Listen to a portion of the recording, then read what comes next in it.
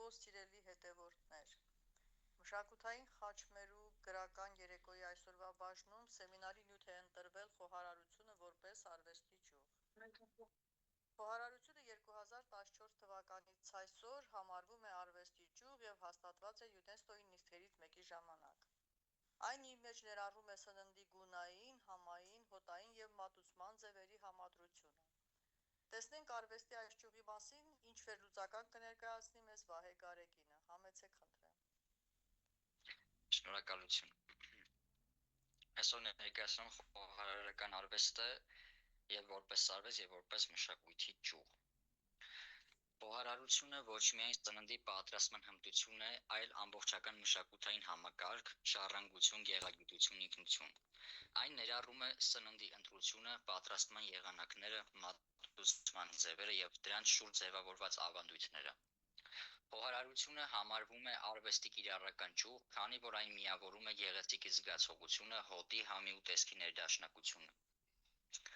ՅՈՒՆԵՍԿՕ-ն խոհարարությունը ճանաչել է ոչ նյութական մշակութային ժառանգության մաս, քանի որ այն փոխանցվում է սերնդեսերունդ, ձևավորում է ազգային ինքնություն եւ միավորում է համայնքներին։ Հայկական խոհանոցը աշխարհի ամենահներից է, կամավորվելով հազարամյակների ընթացքում հայկական լեռնաշխարհում։ Այն միաձուլում է բնության պարգևները, եղանակների ճաշակը եւ ազգային հոգեկերտվածքը։ Հայկական խոհանոցը մի ամբողջ աշխարհ է, ձևավորված հյուրընկալության, ընտանեկան առերեքների եւ սեզոնայնության վրա։ Այդ խոհանոցը ոչ միայն սնունդ է ապահովում, այլ պատմություն է պատմում, հիշողություն է պահպանում եւ հանդիսանում է ազգային մշակույթի կենդանի կրող։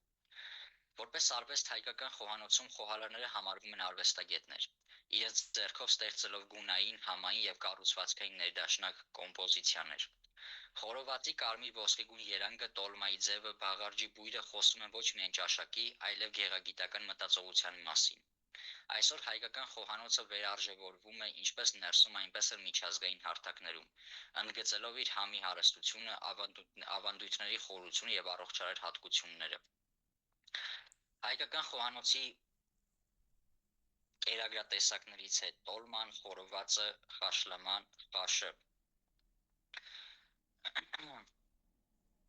որ ՅՈՒՆԵՍԿՕ-ն հայկական խոհանոցը համարել է արվեստի մի մաս, որը հայտարարվել է ամենաբարդ արվեստներից մեկը, որովհետև ամեն խոհարար չի կարող պատրաստել սնունդ առանց գունային, համային եւ հոտային ներդաշնակությամբ։ Ամենաբարդ արվեստ է համարվում, որովհետև գունային համադրությունը, գունային եւ հոտային համադրությունը չես կարող շատ արագ անել եւ դա պետք է դուր գա նաեւ հաճախորդներին, ովքեր որ ընդունում են այդ սնունդը։ Այսքանը։ Շնորհակալություն։ Շնորհակալություն հանգամանալից ներկայացնելու համար։ Եթե մեր ընկերները հարցեր ունեն, խնդրեմ, եթե չէ, այսքանով ավարտենք մեր երեկոն։ Վահե ջան, սովորաբար խոհարարության մեջ տարբեր մոտեցումներ են լինում տարբեր մարդկանց կողմից։ Ես վերջերս մի հայտնագործություն եմ արել, հուշելով իհարկե, մսի արագ եփման ձև։ Խնդրում եմ, եթե տեղակես լուսաբանիր,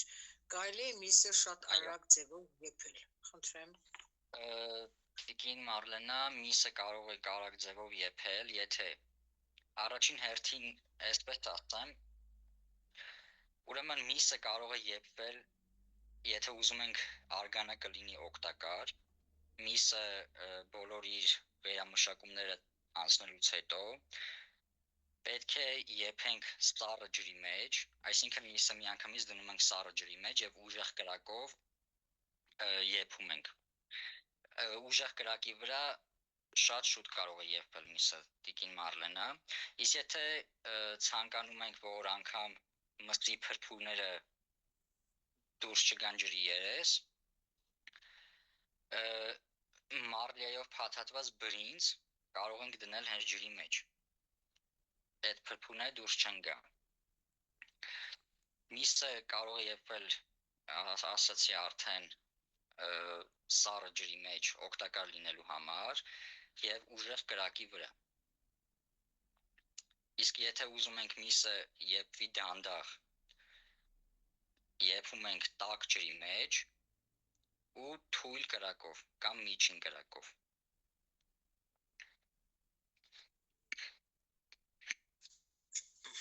Շնորհակալություն։ Ուրեմն վերջերս մի մսի գործանող երիտասարդ տղա, քանի որ աշխատանքից հետո գալիս ենք ու անմիջապես խոհանոց մտնում, հուշեց, թե ինչ անել, որ միս ավելի արագ եփի։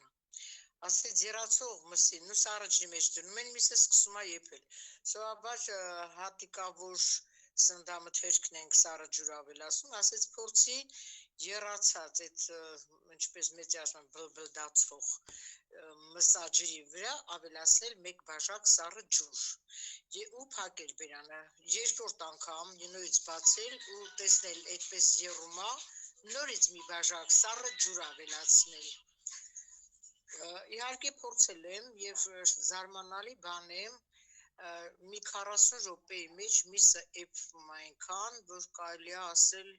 չափ արդեն անցած եփած է լինում։ Այս ինձ համար նորություն էր, որևէ տեղ չի հանդիպել, ուղղակի այդ տղան մսի գործեր անում, այսպիսի բան ասա, դա ձեզ ծանոթ է, լսել եք թե ոչ։ Շնորհակալություն։ Տիկին Մարլենա, ես նման բան չեմ լսել, իմ խոհարարական պրակտիկայի ընթացքում էլ չեմ տեսել, բայց մի նկատառում այ ավելի ճիշտ արձագանք Տիկին Մարլենա, եթե մսի մեջ անընդհատ ավելացնենք սառը ջուր, միսը իր օգտակարությունը կտա արգանակին, իր վիտամինային օգտակարությունը նկատի ունի, կտա արգանակին եւ մսից ամբողջ վիտամինային այդ հատկությունները դուրս կգան։ Տիկին Նայրան բանն էր ասելու։ Ես անձնական փորձով փաստում եմ Տիկին Մարլենայի ասածը, ես որևէ տեղ չեմ կարդացել, չեմ էլ կարող ասել ինչ սկզբունքով եմ դա կիրառել, բայց ես ինքս արել եմ շատ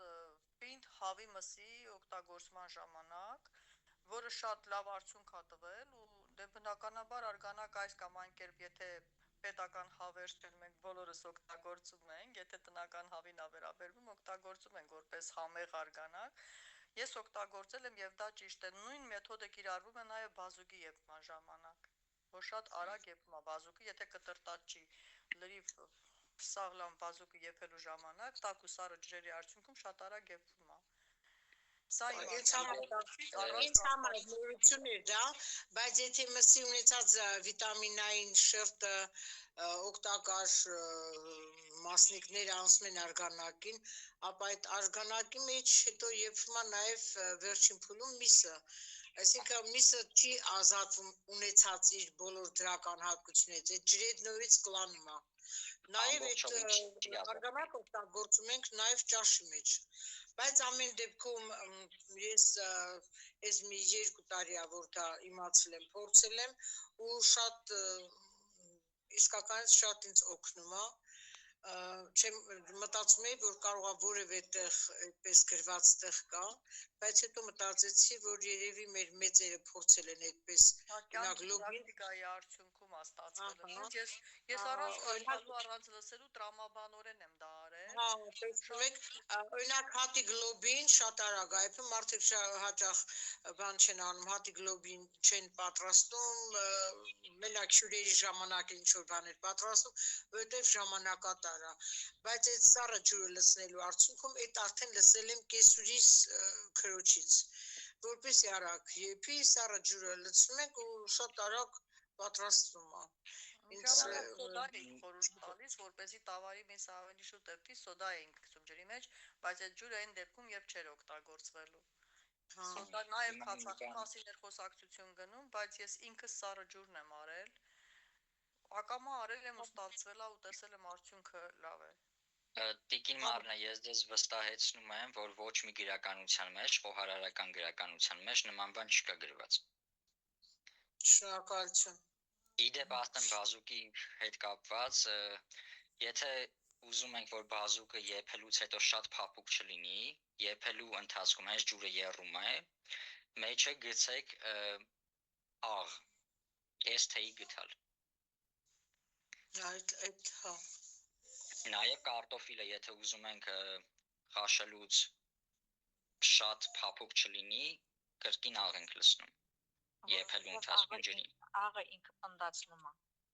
Իհարկե։ Շնորհակալություն Վահե ջան,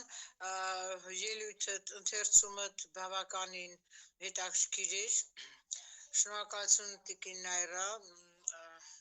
այսօրվա միջոցառում, այս փոքրիկ միջոցառումի համար նախաբան մեզ ցրամցնելու համար, նաև մյուս ունկնդիրներին, հաճելի էր լսել, ամեն դեպքում ամեն հանդիպում մեզ տալիս է մի բուռ ժպիտ, մի քիչ հետաքրքրություն, մի քիչ նորություն, արդյունքում շահում ենք։ Շնորհակալություն բոլորիդ։ Ձեզանից շնորհակալ ենք։ Գեղեցիկ ելույթ էր, այո, կարդ, բայց բովանդակալից։ Շնորհակալ եմ շատ։ Ու ինչ հետաքրքիր է մարդ միջև մերն էլի մի բան է սովորում։ Այո։ Շնորհակալ եմ Ինգա ջան։